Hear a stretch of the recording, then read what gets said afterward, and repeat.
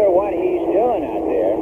It looks like he's going to burn a flag, and Rick Monday runs and takes it away from him. I think a guy was going to set fire to the American flag. Can you imagine that? The greatest 4th of July moments in baseball history. Number 15. To begin our list, we go to 1904. On July 4th, the New York Giants claimed both games of a doubleheader at home versus the Phillies, which extended a win streak to 18 games. Luther Taylor and Christy Mathewson were the victors in this 4th of July twin bill. New York's 18-game win streak set a modern record that wouldn't be topped until 1935. It remains the 5th best streak in baseball history. Looking ahead 80 years brings us to our number 14 moment. At Fenway Park, the Red Sox were hosting the Athletics and leading 9-7 through 8 innings. An A's rally in the 9th tied the game, and that's how things remained until the bottom of the 10th. A Boston rally brought up left fielder Jim Rice, who hit a grand slam to send everybody home. The Hall of Famer's 5th hit of the night ended a marathon series against Oakland and earned him the 14th best July 4th moment in baseball history. Number 13. Oh no, this ball to the gap in left center again. Messiga is going to come home. Ramirez has his 3rd hit, and it's 12-4. This ball's hit to left field pretty deep. Did Atkins get it? Yep, he sure did. It's a 1-run game. Here come the Rockies. Slider, reach for high and deep left center. Forget about it. Touch 'em all. Big Daddy has hit a granny, and the Rockies are back within 1. Ground ball, base hit, the Rockies are winning in the greatest comeback in club history, 1817.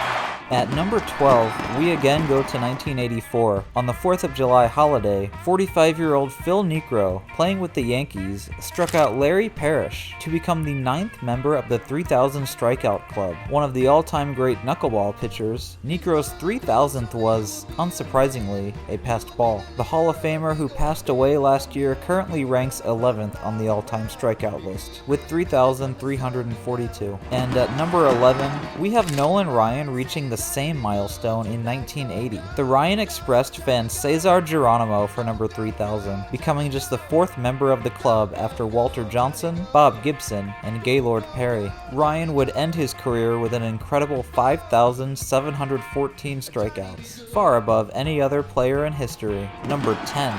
Tom Seaver at the start of this ball game retired 11 in a row. Walked 2, struck out 10 men. The 2-strike delivery. He struck him out. 11th strikeout for Tom Seaver, and he got Blefary on 3 pitches. Seaver's pitch. It is hit hard to the shortstop. Should be 2. Over to second in time. A double play, and the Mets win the ball game. At number 9, we look at a July 4th moment from 1961, the year the Minnesota Twins adopted the state and name they possess today. Down 4-2 with 2 outs in the 9th, the Twins sent pinch hitter Julio Becker to the plate with the bases loaded, who hit a game-winning grand slam. This was the 11th of 12 home runs that the pinch hitter Becker would hit in his 7 big league seasons. And at number 8, another Red Sox slugger finds his way on our list, but not one you might expect. In 1939, Jim Tabor, a rookie 3rd baseman, finished a doubleheader against the Athletics with 4 home runs, 11 RBIs, and 19 total bases. Tabor's big breakthrough was in the 2nd game, in which he hit 3 home runs, including 2 grand slams. His 2nd slam even broke an 11-11 tie in the 6th. Tabor became just the 2nd player in history to hit 2 grand slams in 1 game, and his big day stands as the 8th greatest 4th of July moment. Number 7. He sets the kick and the pitch. He struck him out! McGinney has pitched a no-hitter!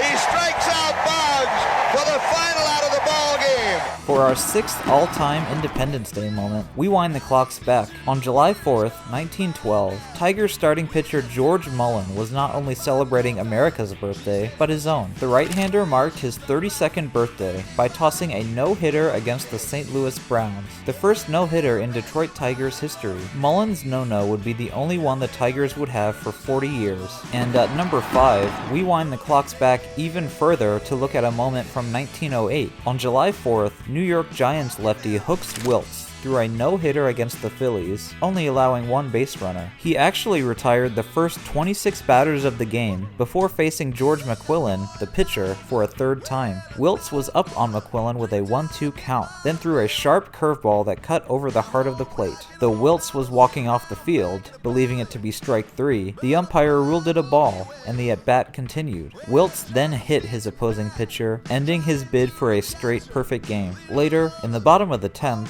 a single by Al Bridwell gave his Giants a 1-0 victory. Wiltz's 10-inning triumph was the first walk-off no-hitter thrown in the 20th century and finds its way as the 5th greatest 4th of July moment in baseball. Number 4.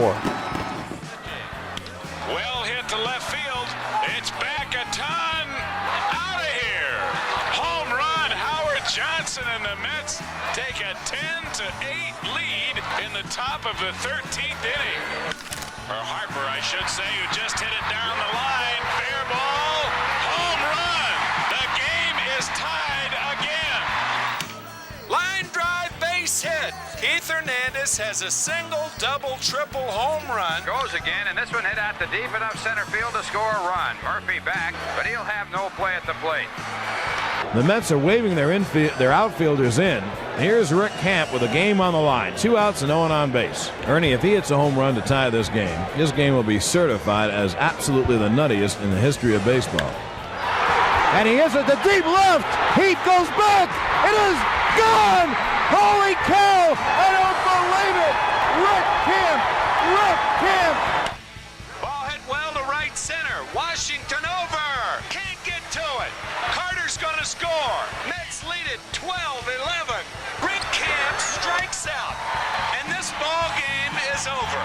At number 3, we look at a pitcher's duel from 1925. In the first game of a doubleheader, the Philadelphia Athletics pitted Lefty Grove against the Yankees' Herb Pennock. The two lefties traded scoreless frames all the way to the 15th inning. Although Grove surrendered 12 hits in his first 14 innings, he still held the powerhouse Yankees lineup scoreless while racking up 10 strikeouts. Meanwhile, Pennock gave up only 3 hits while striking out 4 through 14 innings. In the 15th, he nearly gave up a go-ahead inside-the-park home run to Jimmy Dykes, but the Athletics' second baseman was cut down at home. In the bottom of the inning, the Yankees finally overcame Lefty Grove, scoring a run on a 2-out RBI single by Steve O'Neill. Another classic pitcher's duel finds its way on our list at number 2. In 1905, Hall of Famers Cy Young and Rube Waddell, playing with the Boston Americans and Philadelphia Athletics respectively, did Grove and Pennock 5 innings better, with a contest that lasted 20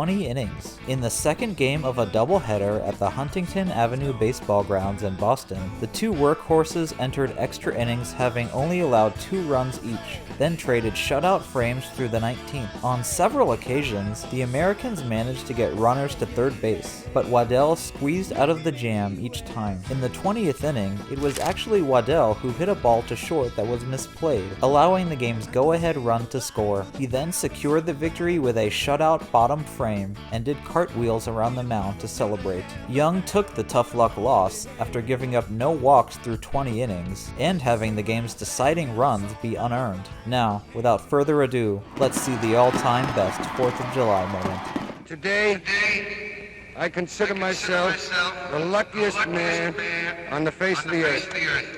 To end more somberly, at number 1, we have Lou Gehrig delivering his famous Luckiest Man speech at his retirement ceremony on July 4th, 1939. Taking place in the middle of a doubleheader, this event occurred only 2 weeks after the public announcement of Gehrig's ALS diagnosis. Gehrig, only 36 years old, had earned a reputation as one of the all-time greats in the game, which is why his sudden diagnosis and retirement shocked the world. New York's Iron Horse had been showing signs of physical decline since the beginning of that spring. The captain voluntarily took himself out of the lineup card after April 30th of that year, telling his manager, Joe McCarthy, "I'm benching myself, Joe, for the good of the team." Gehrig's benching ended a 14-year-long streak in which he played in 2,130 straight games, a record that would stand for 56 more years. On his special day in 1939, Gehrig was honored by his team before a sold-out Yankee Stadium crowd. Various gifts were were presented to the Iron Horse, with former teammates coming out to greet him. In an unprecedented move, the Yankees retired his number 4, the first number in Major League history to be retired. Gehrig was inducted into the Baseball Hall of Fame by special election in December 1939. He retired with 493 home runs, 1,995 RBIs, and a .632 slugging percentage. At the time, all of these ranked second in baseball history, behind only Babe Ruth. He died on June 2nd, 1941, at only 37 years old, from what is now referred to as Lou Gehrig's disease. That I might have